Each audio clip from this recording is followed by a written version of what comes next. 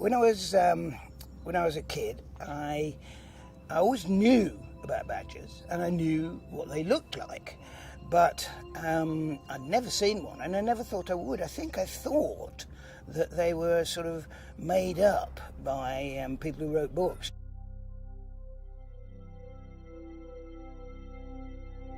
I never really thought someday I'll see one. Not at all. It only happened when I started making wildlife films, and at some point I no doubt said, any chance of filming badgers? My first encounter with a badger was actually on the Isle of Wight, where I used to live many years ago. There was a hotel there where the badgers were fed by the people who owned the hotel over many years. And I remember sitting one night in the moonlight watching badgers come down to feed, with foxes as well. It was a wonderful experience. I hadn't seen a badger many years after that, but I was wandering down a high street once in Surbiton about 2 years ago in the suburbs of London, and I nearly fell into a badger that was walking the other way. And that often can happen because there are sets around many of our towns and cities that we won't see, that have existed for many years, where badgers go about their lives at night. But in this instance, obviously our paths crossed. I work today as Chief Executive of the Badger Trust really to draw attention to this wonderful animal, a species that's lived in our isles for nearly 500,000 years, our largest surviving carnivore, an animal that's subject to significant persecution over the years, and today that continues, an animal that is a big part of a political debate about the spread of a disease to cattle, but an animal that is most beautiful, that is an animal that we should protect, an animal that we should celebrate.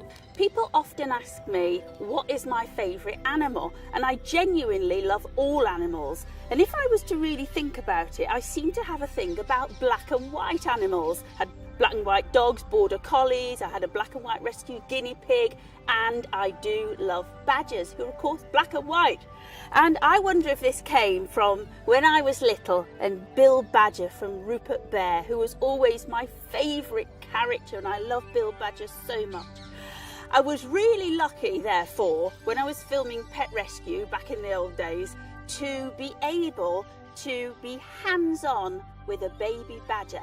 And this little baby badger here, that was his very, very last day with a human contact, and he was about to go back into the wild. So I was really, really privileged to be able to have that moment with that badger.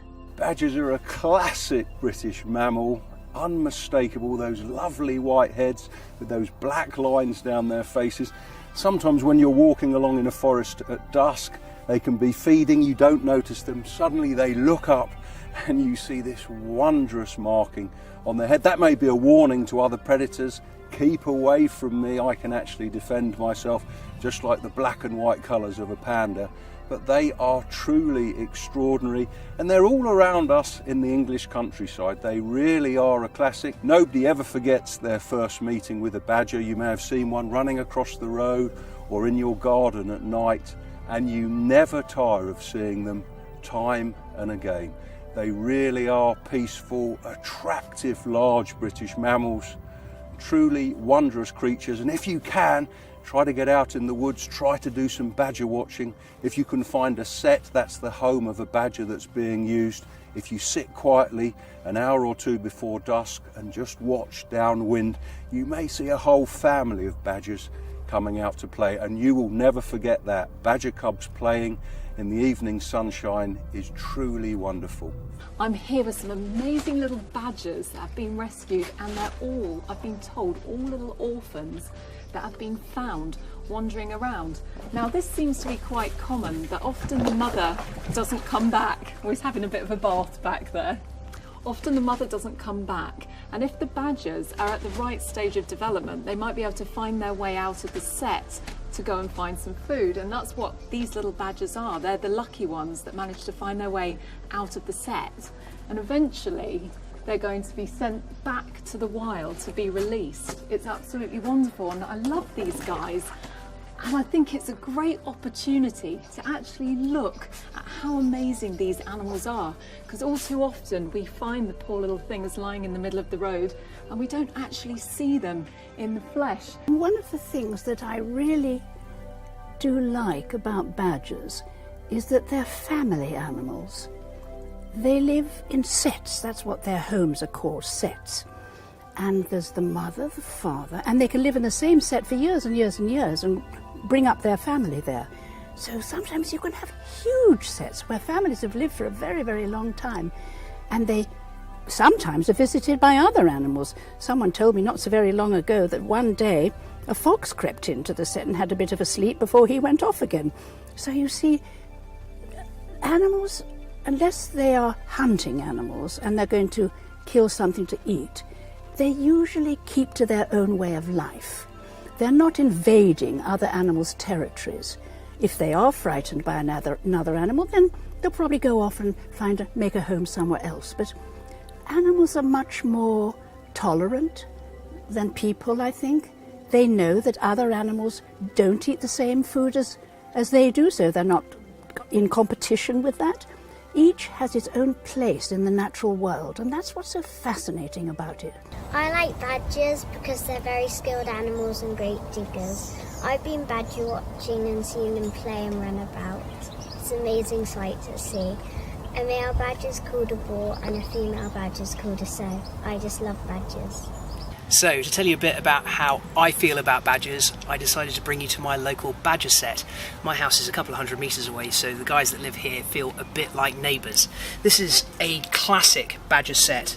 The hole is much bigger than you'd get for a rabbit, and out the front of it there's going to be a big spoil pile, which is where everything that's been dug up from inside the set has been dumped. Here we've got dried bedding material which has been taken out by the badgers and dumped outside, and if you look around carefully you'll see lots of black and white guard hairs which are littered everywhere.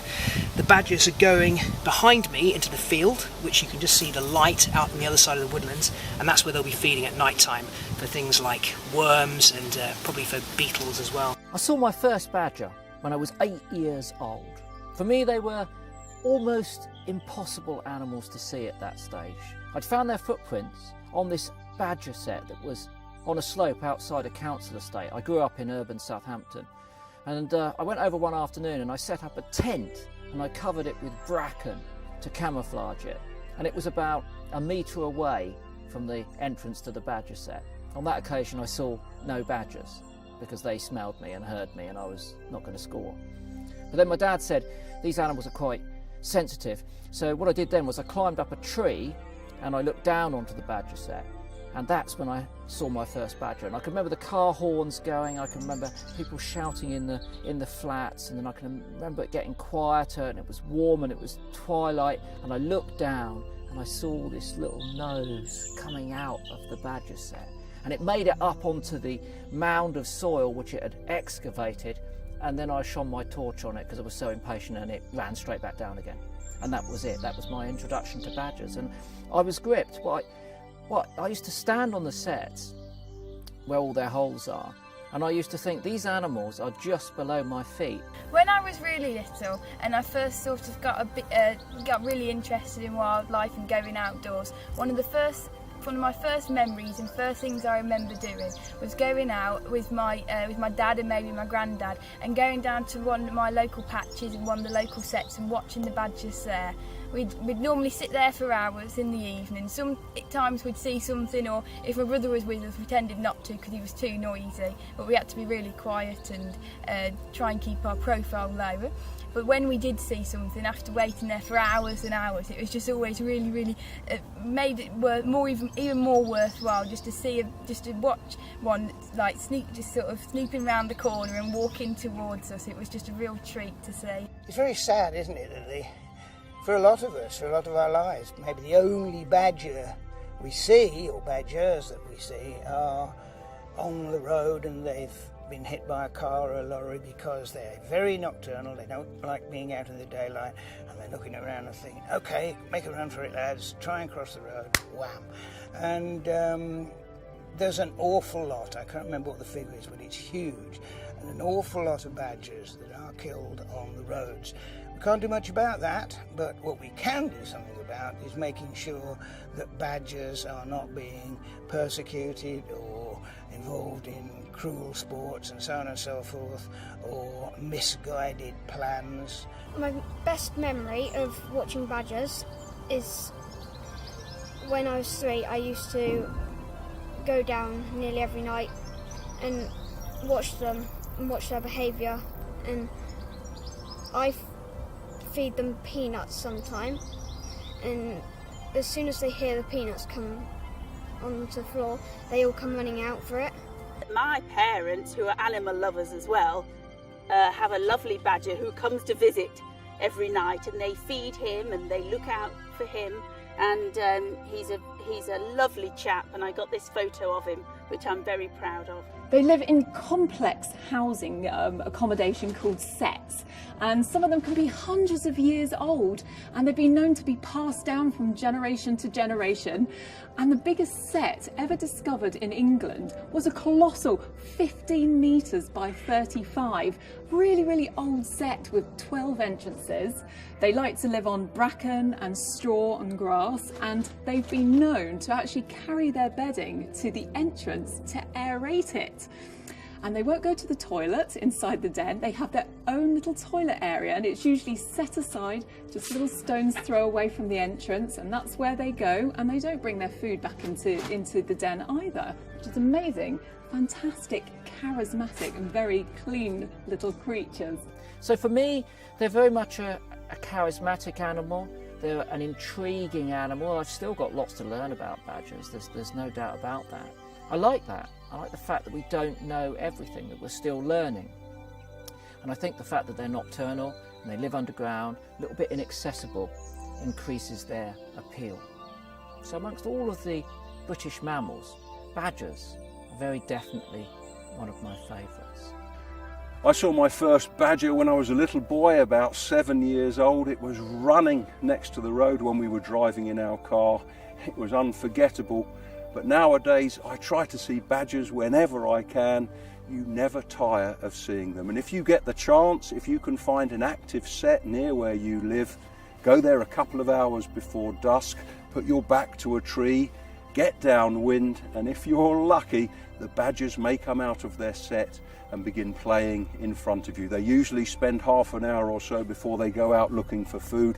They love slurping up earthworms, finding fungi, all sorts of food like that. They'll eat virtually anything, but if you're lucky, you'll see them playing in front of their set. And if there's a family of cubs, that's the most wonderful thing. Well, here we are at the British Wildlife Centre in Lingfield in Sussex, and we've got a very opportunity here to see beautiful badgers at very close quarters. Most of us never see a badger. They are nocturnal animals, they're very shy, and often we only see them when they're dead by the side of the road. But here we have a male and female. They've lived in the centre for many years. You can see them acting naturally in this wonderful environment. They're the most beautiful animals, and they are something very special. And I spend my time talking about protecting them and about how important it is that we understand about their ecology and behaviour. And National Badger Day is really an opportunity for us to celebrate the badger as part of our landscape, one of our most important wildlife species. And when you come here and see them for all that they do, and see their behaviour and look at their natural beauty, you understand why that's so important. And I very rarely see these badgers unless I put my camera trap out, because they're mostly active by night. But I have seen on my camera trap these badgers coming out of the set, running around, having a good sniff around, playing with each other, sometimes grooming, and I have to say I'm absolutely smitten by them. Even now, at my age, having spent my entire life working with wildlife, every single time I see a badger, it is still a treasure, it's still a precious moment. And I think that's probably because, we've lost so many of our big carnivores here in this country. We've hunted out the wolves and the bear, and actually all that really remains is the weasel family, the family that the badgers belong to. So we've got otters, weasels, stoats, and probably the king of them all, certainly the heaviest, is the badger. They're a fabulous animal, and one that I absolutely adore, and I think that everyone in the British countryside should learn to love them. This year when the cubs came out for the first time, they couldn't properly stand up and they were just falling over. But sometimes when I've put the peanuts down, they can get quite boisterous and they push the adults out of the way to get the peanuts. So that's probably one of my favourite things about badgers. Now I'm here with a poor little fellow that's been brought into Folly Wildlife Rescue. He was found entangled in someone's football net in their back garden, which brings me to a very important topic to talk about, which is hazards that people leave around their garden. Now, kids have got lots of toys that they like to leave out. You have nets from tennis and football, and wildlife all too often get tangled up. And it's not just badgers, it can be hedgehogs, it could be other animals. So please, please tidy up behind yourself so these little fellas don't end up in rescues. Badgers have been in the British countryside for tens of thousands of years. Fossils of their ancestors have been found with mammoths. They really are a part of the British countryside. They really need to be loved. Just a couple of times a week, put your iPad away, put it down on the table and say, I'm going for a walk, whether it's the park, the common, neighbouring wood, someone else's ground, someone else's garden, and have a little look around, see what you can find.